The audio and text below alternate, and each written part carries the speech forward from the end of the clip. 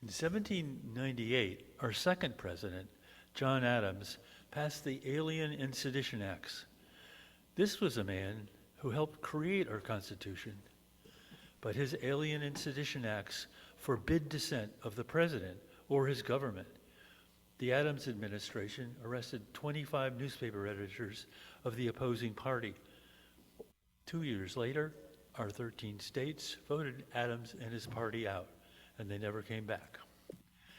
In 1916, Woodrow Wilson, a Democrat, segregated the federal offices, creating separate-only whites offices, separate black-only offices, lunchrooms and bathrooms. He screened the birth of the nation in the White House and wrote a multi-volume American history in which he romanticized the Ku Klux Klan. The country voted his party out also. In 1974, Richard Nixon enlisted government agencies in covert actions against his political enemies. He resigned under the threat of impeachment, turning over the presidency to his vice president, Gerald Ford. We then elected Jimmy Carter. It has taken our current administration only 17 months to set back the cause of fair play and justice to a place where it was many decades ago. The struggle between the people and the executive branch of our government has a long history. How long will we take to reverse this? Today, Reverend Ned Wight will argue the importance of restoring perhaps our greatest loss, the loss of diversity, equity, and inclusion. And welcome, good morning, and welcome to the Unitarian Universalist Congregation of the South Fork. As Unitarian Universalists, we come together in worship each week to honor what is of worth and to connect with each other. Whoever you are, whomever you love, wherever you are in your life's journey, whatever your name for the sacred, you are very welcome to bring your full self here. My name is Mark Potter. I'm your worship associate today. Our speaker is an old friend and mentor, Reverend Ned Wight. Our pianist is Christopher Ramos, and our tech host is our multi-talented Reverend Kimberly Quinn Johnson. Whether you are joining us in the meeting house or from your home, we invite you to settle into this sacred hour free from distractions. So now would be a good time to silence your phones. We have closed captions on the screen here, but we want to invite those who need additional help hearing to use the hearing devices on the table behind you. Do we have visitors today who would like to introduce themselves? No? Any visitors on Zoom? So let's now take a moment to greet your neighbor at the meeting house and online. They hate that.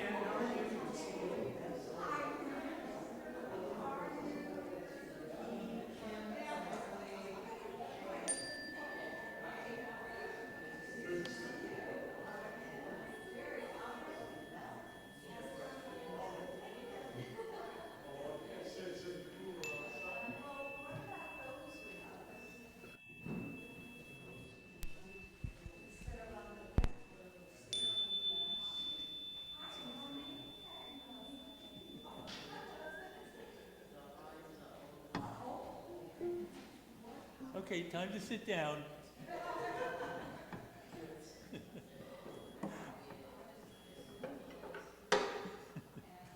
Patience. Patience. Patience.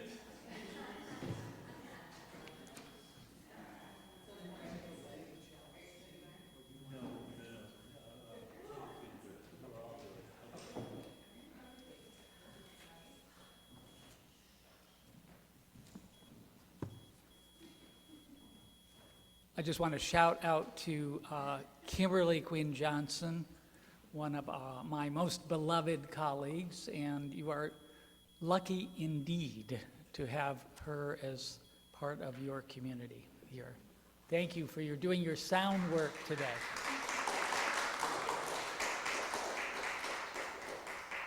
Words of chalice lighting for today.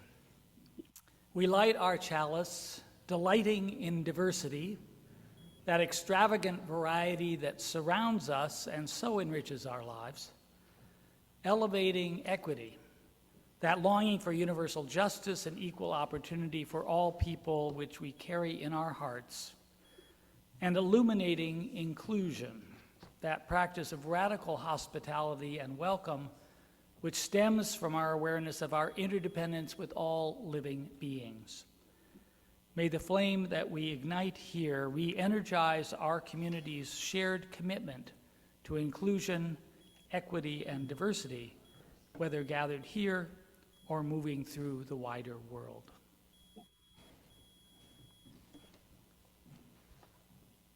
And while Mark is lighting this, we might get ready with our hymnals. Hymn number 168, One More Step. And if you're so energized and want to stand as we sing, that would be fine. Or if you want to remain seated, that's okay too. Okay.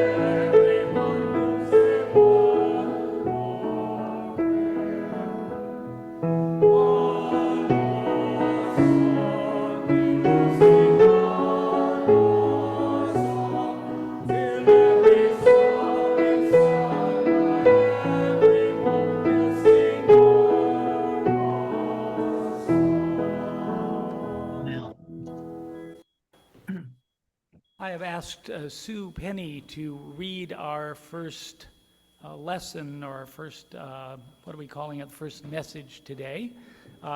Give the ball to Petey. Sue.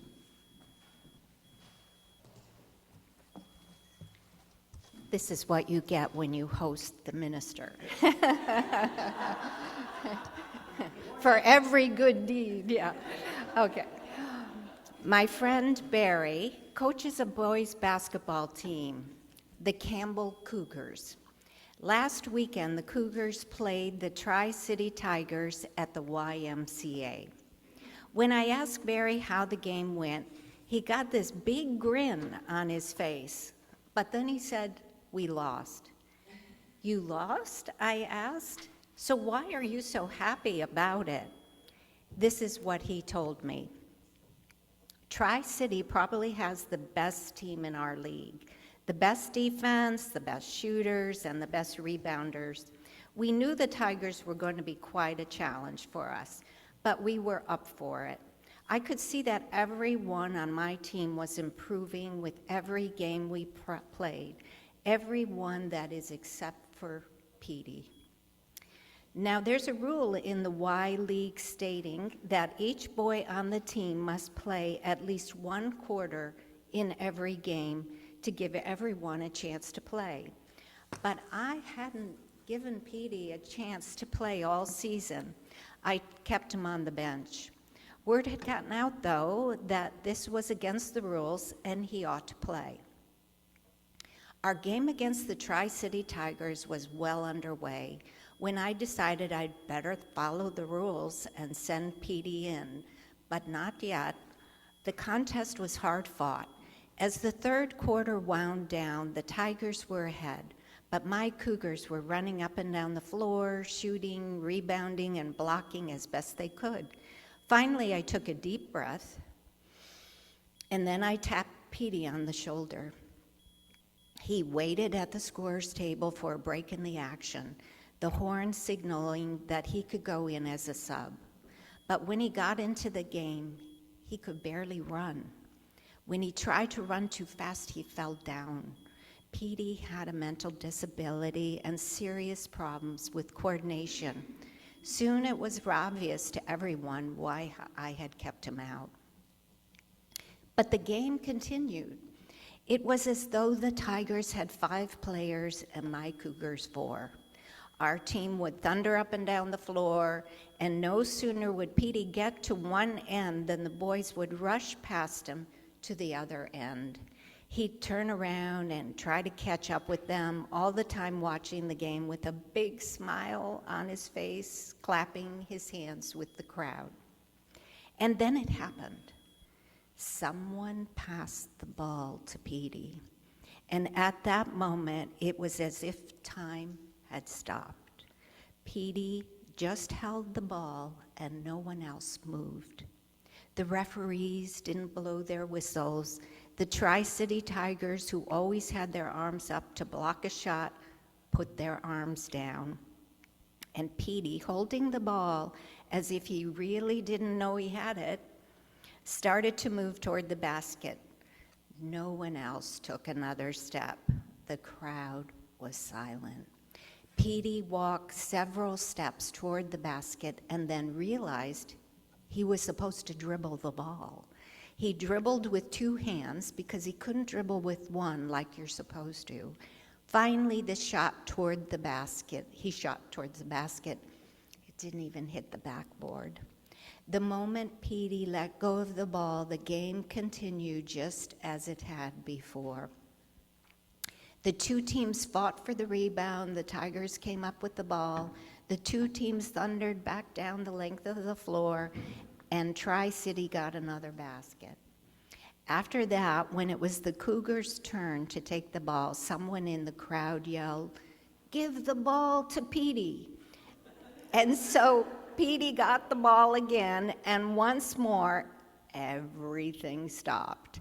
Petey, traveling, double dribbling, holding the ball too long, took a shot. This happened 4 times, and on the 4th try, Petey made a basket. The crowd went wild. Petey went back to the bench, and the gang lifted him up on their shoulders. The final buzzer sounded. Though our team had lost, we all felt like winners. Petey was the hero of the game.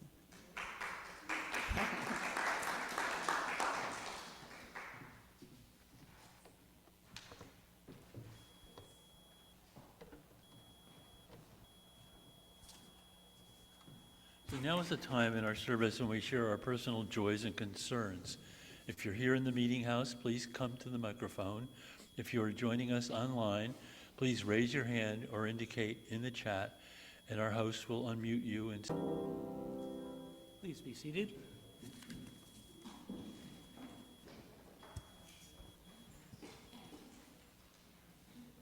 DEI, diversity, equity, inclusion. Most of us have grown familiar with these 3 letters ever since 2013, when the Black Lives Matter movement grew out of the acquittal of George Zimmerman in the death of teenager Trayvon Martin. There was another surge of interest in DEI in 2020 following the death of George Floyd. DEI, diversity, equity, inclusion.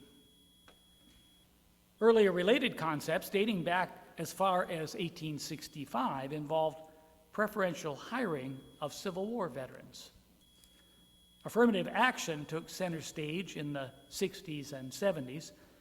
In college, I remember writing a paper for a moral decision-making course on defending affirmative action in school admissions and hiring based on persistent historical marginalization of black people.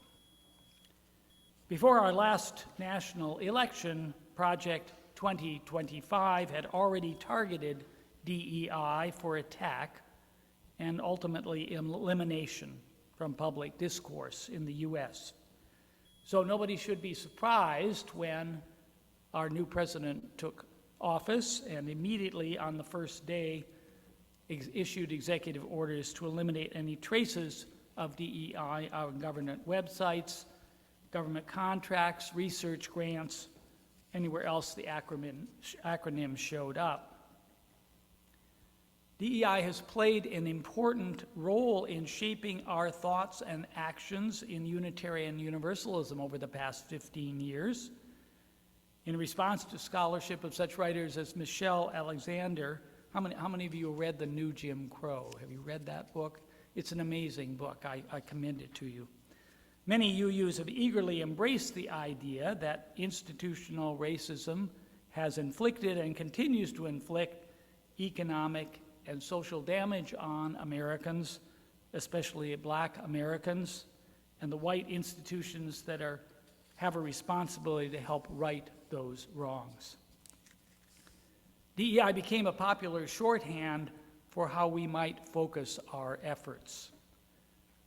And in Unitarian Universalist circles, we talked about increasing demographic diversity within our churches and our denomination, expanding equity of opportunity for groups that had been historically marginalized, and broadening inclusions of those previously excluded by custom or law from enjoying the benefits of American society.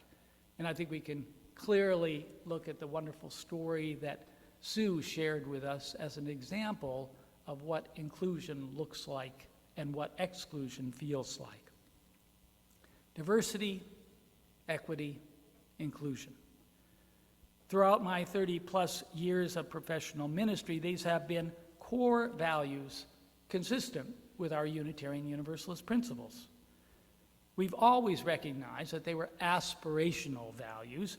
None of the congregations that I've served, nor the UUA as a whole, on whose board I once served, would claim that we've enjoyed unqualified success, that we've arrived at the promised land, that diversity, equity, and inclusion have been fully realized. But we still proclaim as goals toward which we want to continue to strive, and I would suggest now more than ever. I, for one, think that these values are critically important. I think it's a huge mistake to trash DEI because each of these concepts informs our understanding of our very checkered social history and our responsibility as moral agents to live in such a way that we leave the world better than we found it. I understand pushback against affirmative action, against racial quotas, against political correctness, and a host of other attempts, sometimes misguided, to right wrongs from our past. But the wholesale rejection of the DEI seems to me throwing out the baby with the bathwater, to be sure. Let me share with you this morning some of the lessons we can learn from these three ideas and why I think they're congruent with values we share as UUs. We'll start with diversity. I understand diversity to be a quality of our social environment that reflects the wide range of races and cultures, nationalities, religions, philosophies, and beliefs that characterize people who live and work in this country. We value this quality because of the way cultural differences expand our personal and collective horizons, and I hope deepen our capacity for empathy. I grew up in the 1950s in Battle Creek, Michigan, cereal capital of the world, which was, in fact, a city as much segregated as any southern city, by custom as much as by law. The neighborhood I was in was totally homogeneous by race, class, and religion.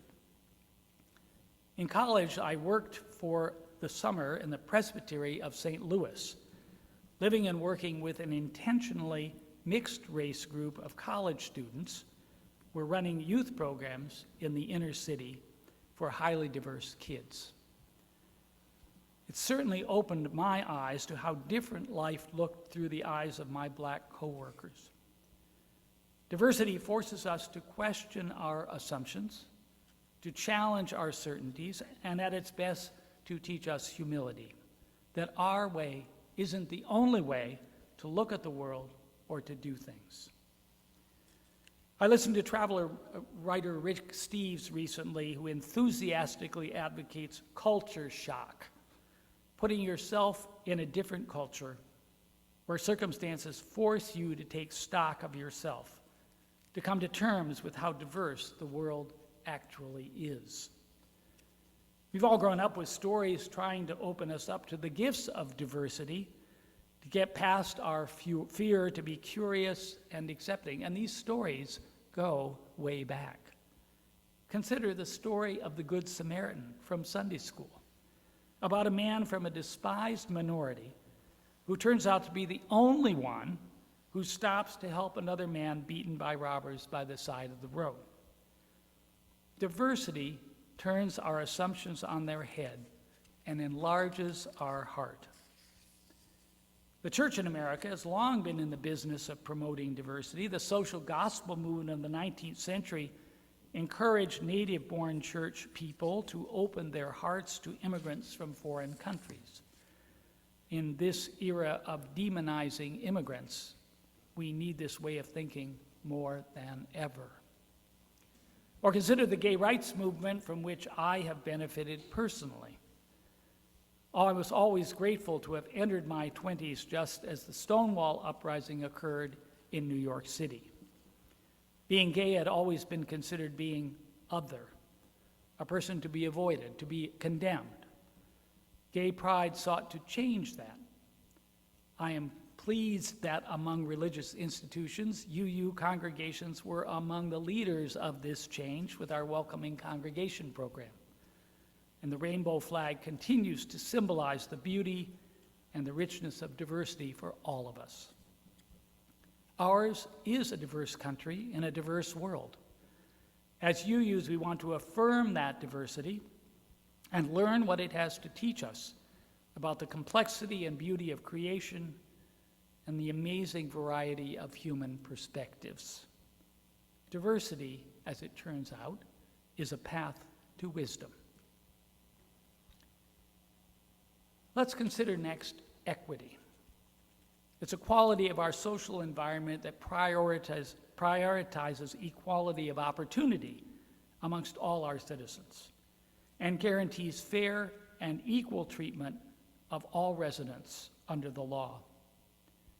We value this quality because we assert the inherent worth and dignity of every person and their equal standing under the law of the land that applies to everyone. As I look back on my childhood, some of my earliest memories involved fairness, or rather, unfairness. Barry's piece of cake is bigger than mine, and it's not fair. Why do I have to go to bed at 7:30 when everyone else can stay up? It's not fair.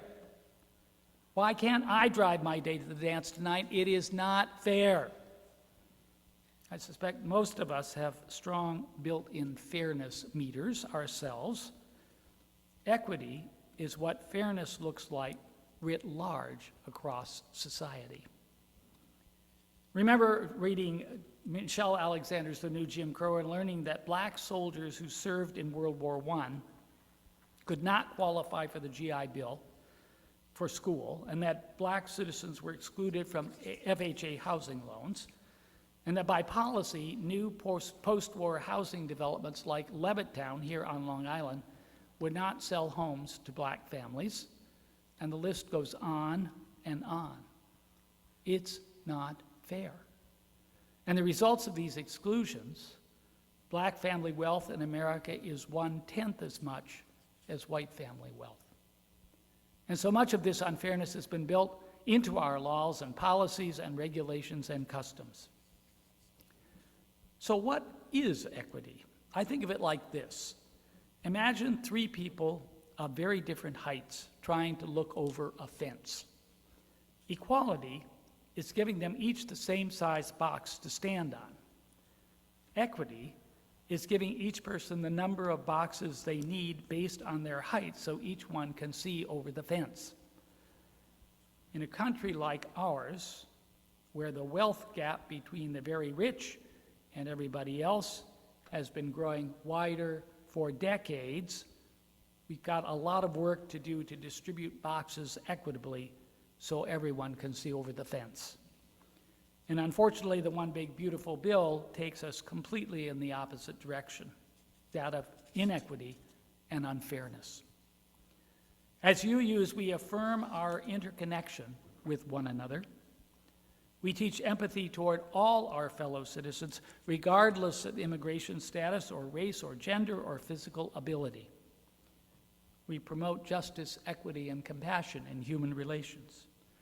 And we hold a vision of the world with peace, liberty, and justice for all people.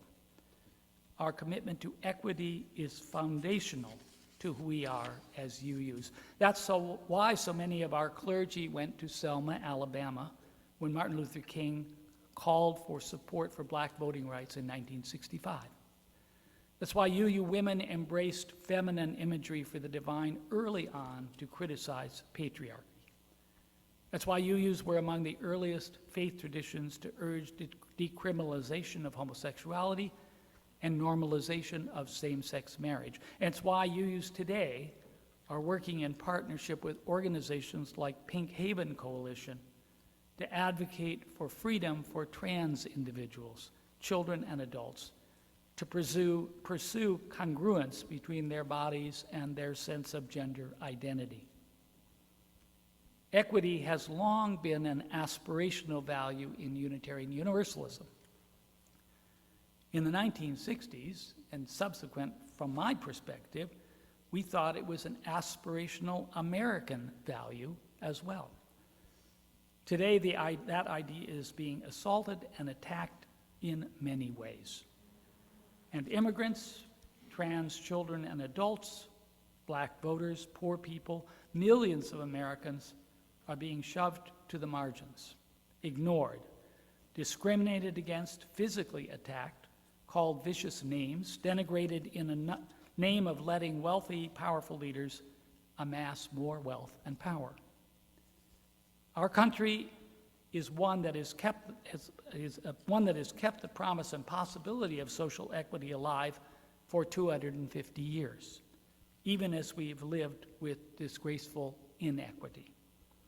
As UUs, we want to affirm that dream of equity and learn what it has to teach us about the resilience and vision of people who have suffered unfairness and injustice, who nevertheless believe we can all do better, and who organize and advocate to make it so. Equity, as it turns out, is a path to justice. And finally, inclusion. Inclusion is a quality of our social environment that recognizes the tendency of social groups to draw together to affirm tribal identity and preserve tribal boundaries, thereby excluding the other from welcome or membership. Inclusion is the value of resisting this tendency in order to enjoy the social benefits of embracing diversity and championing equity. At some time in our lives, most of us have experienced hurt from being excluded. I was lousy at team sports, so I got used to being picked last in football, basketball, and softball games. I had older siblings, so I got used to being told to go get lost when they were with their friends. I was at a dinner once where someone at the table was making fun of a man who he obviously didn't realize was my uncle, trying to lift himself up by putting somebody else down. The human tendency to inflate ourselves and to exclude other people, to regard them as other and undesirable and unworthy, is very strong. And like injustice in other forms, it readily gets built into our social structures, laws, and norms. Look at our own national history. Our Constitution defines a slave as 3/5 of a person, other, inferior.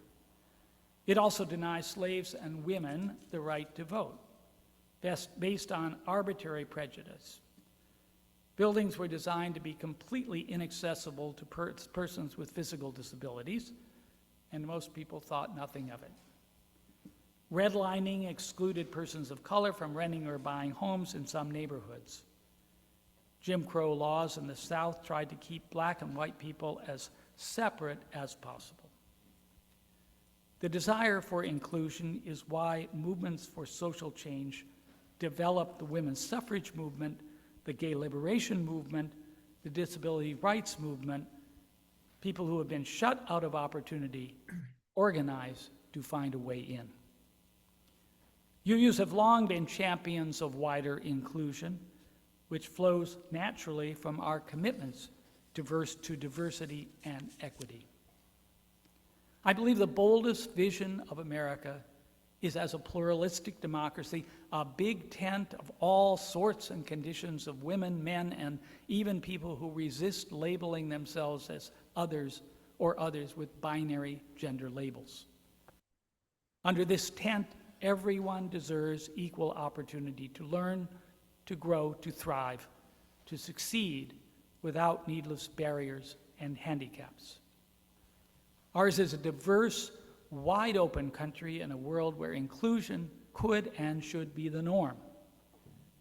As UUs, we want to affirm that impulse toward inclusion and learn what it has to teach us about the joy and enrichment that comes from welcoming any and all into a community of love and affirmation.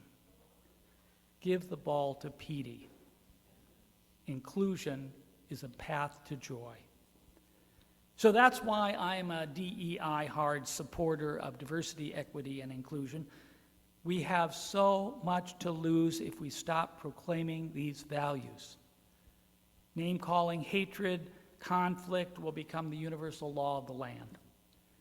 Authoritarian leadership will replace democratic ideals. Exclusion, ostracism, and polarization will continue. If we try to erase our history, we'll lose our compass to guide us toward the future we aspire to create. Diversity, a path to wisdom. Equity, a path to justice. Inclusion, a path to joy. I choose these paths forward. Will you join me? So may it always be. Shalom. Blessed be. Insha'Allah. Aho. Shanti.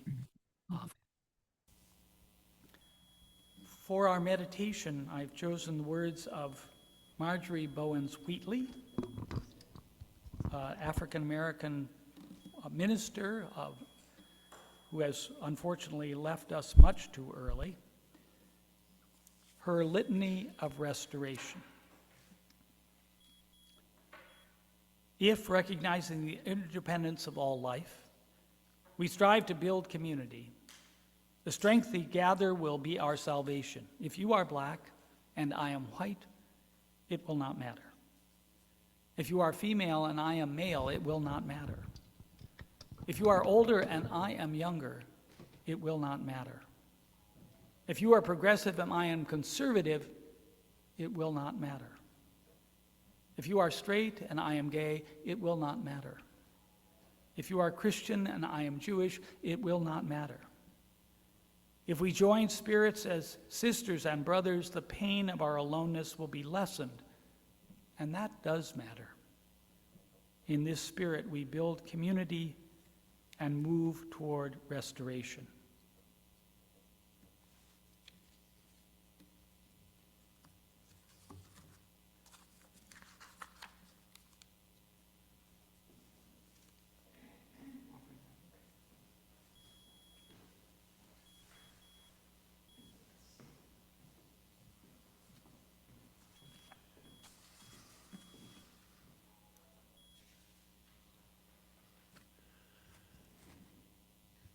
So now is the time for our announcements and collections.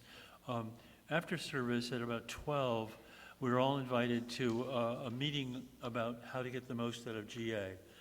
Sue Penny will be doing that. You'll also find other printed announcements in your order of service or the link to in your chat. And you can get announcements that you would like announced to the congregation, to our administrator, by Tuesday of the week you would like them announced. For our offering, we have 2 baskets for collections.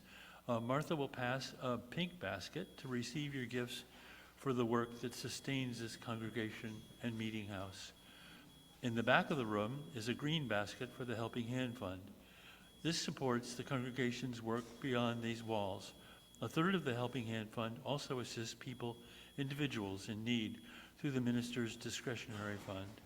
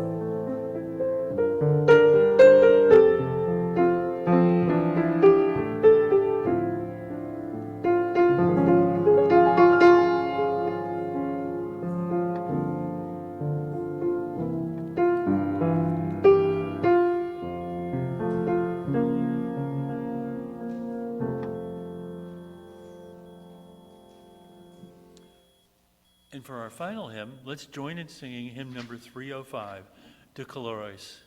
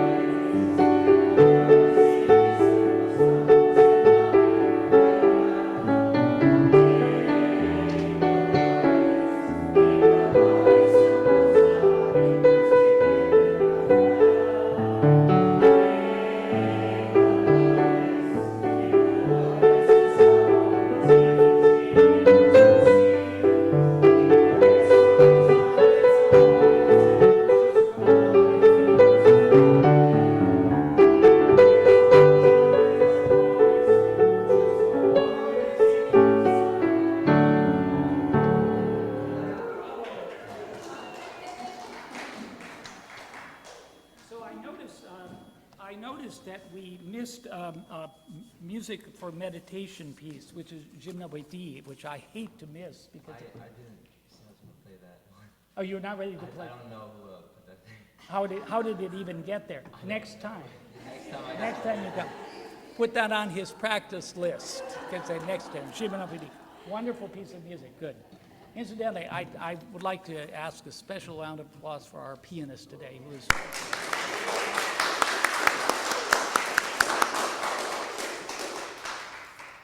So I think we have arrived at that part of the service where we are going to have a benediction and then we extinguish our chalice and then a postlude.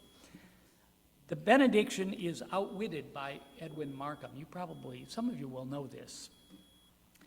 He drew a circle that shut me out, heretic, rebel, a thing to flout.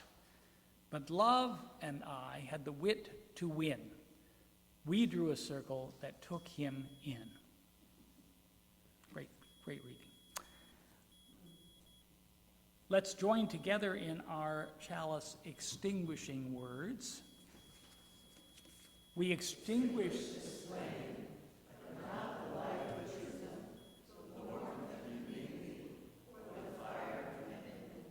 These we carry in our hearts until we meet again. And we invite you after the postlude to join us for refreshments in the social hall.